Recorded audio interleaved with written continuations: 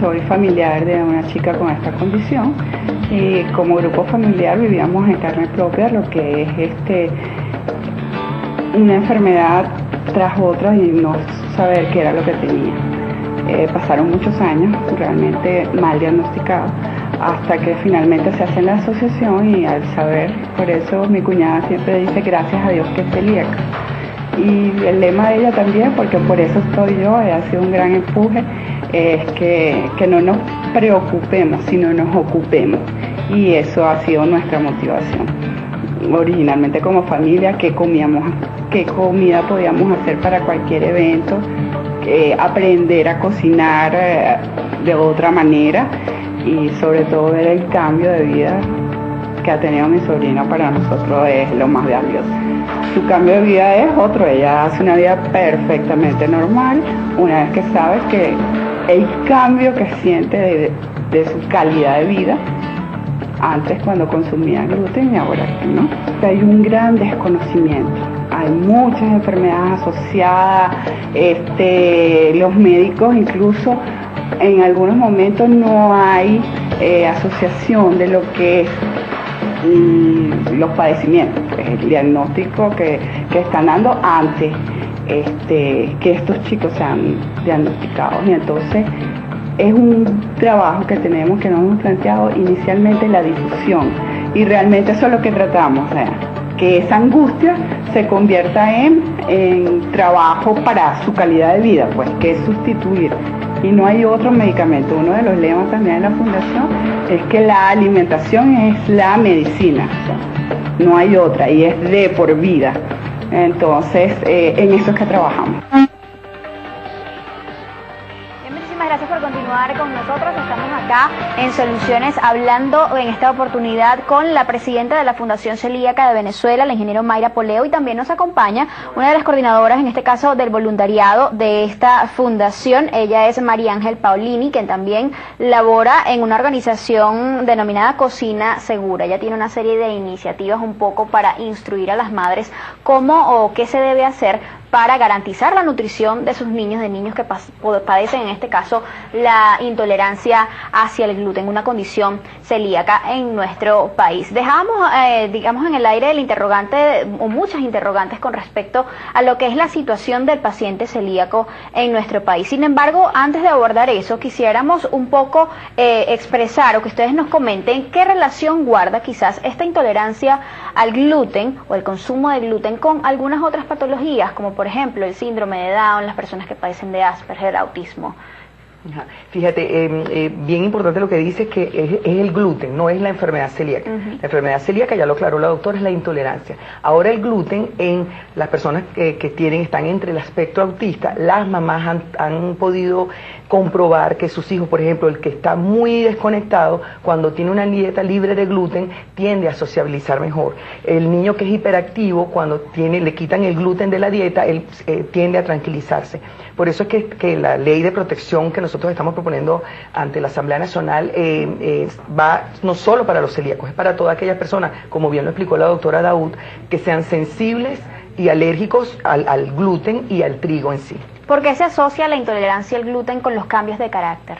Bueno, ten en cuenta que hay una relación directa entre el sistema gastrointestinal y el sistema nervioso central. Entonces, cuando hay esa predisposición o esa sensibilidad a esta proteína, que es el gluten, hay una respuesta inmediata y entonces se encuentra incluso dentro del enfermo o de la condición celíaca una irritabilidad exacerbada, ese mal carácter o ese niño que se molesta o que se disgusta, incluso por lo que come. Allá es muy importante la sabiduría de la mamá cuando ve que hay una reacción adversa a la presentación de los primeros alimentos, prestar atención a eso. No es que el niñito es malcriado, no es que lo estoy consintiendo de más, que suele ser la respuesta más frecuente entre las mamás, sino que Es una respuesta natural del organismo, de un organismo que está en pleno desarrollo y que ya comienza a manifestar esa irritabilidad. Y estamos seguros que además hay muchas madres que nos están sintonizando en este momento y lo vemos también reflejado a través de la inmensa participación que tenemos a esta hora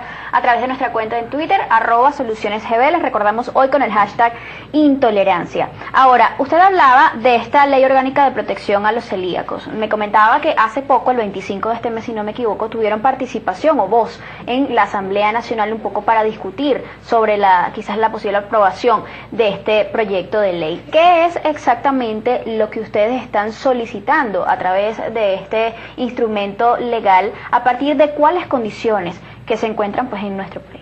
Fíjate, nosotros arrancamos con, la llamamos la ley celíaca, porque lo que nos interesa a nosotros es tener diagnósticos tempranos para evitar todas esas enfermedades, queremos etiquetados correctos, o sea, alimentos en cantidad y en calidad libres de gluten. La rehabilitación que llama la ley de salud venezolana es que se le haga ese seguimiento a ese paciente, porque una persona, por ejemplo, ya de mayor edad, que es diagnosticada, tiene algunas deficiencias químicas por esa desnutrición que te produce tener el intestino delgado dañado.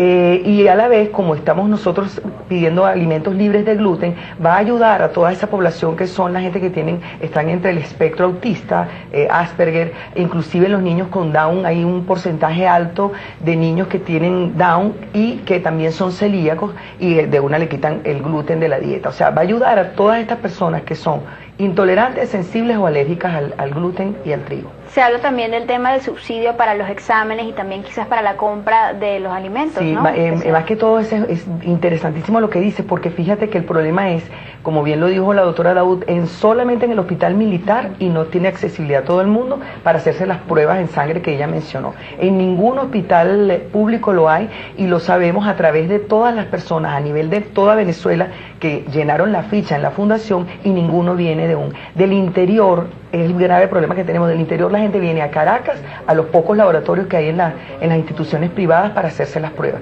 y es un examen costoso. Hay pues una quizás de las mayores interrogantes que se hacen muchas madres que les toca quizás enfrentar esta condición celíaca en muchos de sus hijos en este caso, cuando van al supermercado. ¿Cuál es esa realidad con la que ellas se encuentran al ver que quizás el etiquetado que nosotros solemos ver en los productos no contienen en ningún caso, la mayoría de las veces, ese aporte o esa identificación de cuánto gluten, si posee gluten el alimento que estamos adquiriendo o no, o en qué porcentaje? ¿Cómo es esa realidad? ¿Qué sienten las madres quizás cuando les toca ir en Venezuela al supermercado y no saben quizás qué adquirir? Bueno, es un choque importante, porque como tú bien lo acabas de comentar, no hay una oferta amplia en cuanto a los alimentos que toda la población que es susceptible a la sensibilidad al gluten puede adquirir. Evidentemente es un choque importante después del diagnóstico, todos los ajustes que hay que hacer a la dieta. Afortunadamente nosotros hemos sido bendecidos con el maíz, que es parte primordial y esencial de nuestra dieta, y gran parte de los alimentos que nosotros consumimos son a base de maíz. Sin embargo, por esa misma herencia europea que nosotros tenemos, consumimos mucho pan y consumimos mucha pasta. Y ahí entonces pues comienzan esos choques o esas dificultades para poder acceder a productos que sean libres de gluten, que estén etiquetados correctamente. Porque si bien es cierto que los productos que naturalmente son a base de trigo, de cebada, de avena o de centeno no se pueden ingerir en la dieta del paciente con celiaquía, hay productos sustitutos a base de otras harinas alternativas que tienen una apariencia similar al que es a base de vamos a decirlo, de los ingredientes que no están permitidos en la dieta y que entonces se pueden sustituir. El asunto es que muchas veces no sabemos que están disponibles o que no los podemos utilizar y estamos en un proceso de aprendizaje, de incorporar nuevos ingredientes a nuestra dieta. Bueno, la lucha con los alimentos es importante porque el trigo está dentro de los alimentos como colorante, como espesante, como aglutinante, y en las medicinas está como excipiente. Nosotros seríamos felices que nuestra ley de verdad diga que tú tienes que declarar que ese almidón que tú estás colocando en tu receta sea almidón o de yuca o de maíz, o que diga almidón de trigo, porque yo sé que no lo puedo consumir.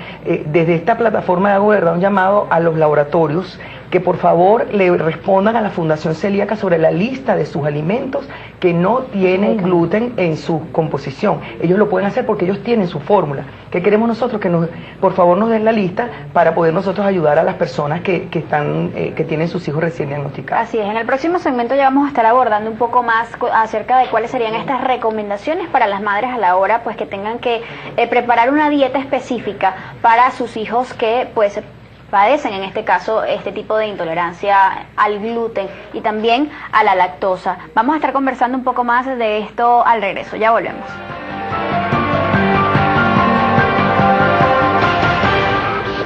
Recetas libres de gluten, frutas, manjar de naranja, jalea de mango, torta de cambur, dulce de lechosa, cascos de guayaba, bocadillos de guayaba, conserva de coco, manjar de piña y mousse de guanábana.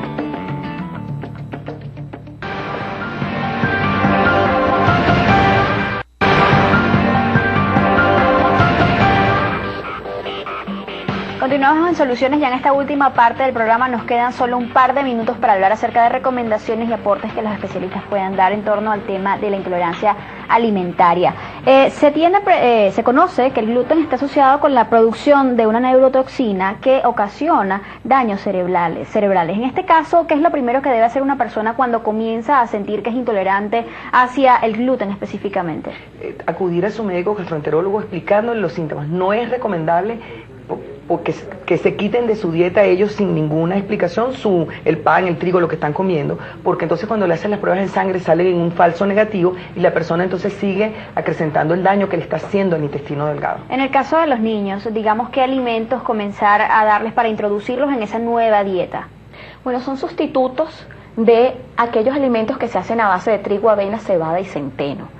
Hay harinas, por ejemplo, de leguminosas, harinas de otros almidones, que pueden funcionar muy bien en casa para preparar esos alimentos que nos pueden sustituir. El famoso tequeño o un sanduchito, una torta, una galleta, se pueden hacer con harinas alternativas. ¿Cómo crear conciencia en los niños para que sepan a qué decir no cuando les ofrecen algún alimento? Fíjate que en los niños es muy fácil, ellos lo aceptan primero que los padres. Quienes tienen que quitarle el drama y de verdad tratarlo, explicarle, es que eso le hace daño a tu barriguita, eso te hace sentir mal, le explicas y los niñitos entienden. Ellos son mucho más rápidos en entender y aceptar que eso les cae mal porque ellos son los que padecen los dolores de barriga, en el caso de los niños, o las diarreas, ellos saben. Muchas personas creen que el tratamiento quizás va a ayudar a que esta condición, digamos, se erradique, ¿no?, de sus vidas, pero no es así, es algo que se padece durante toda la vida, ¿no?, una persona. ¿Qué decirle a esos pacientes, en este caso enfermos celíacos? Que mantengan la dieta, que eliminen el gluten de todos los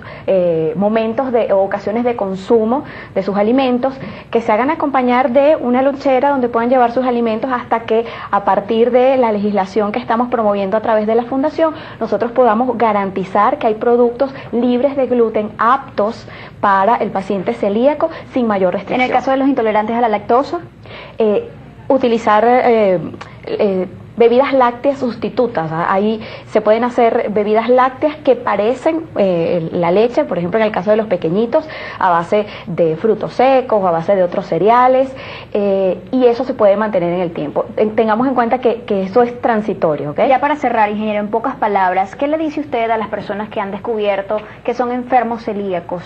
Que se ocupen de lo que les preocupa, trabajando con nosotros en la Fundación, llevando este tríptico a todos los restaurantes donde vayan, a los mercados, para que creemos conciencia. El problema es la desinformación.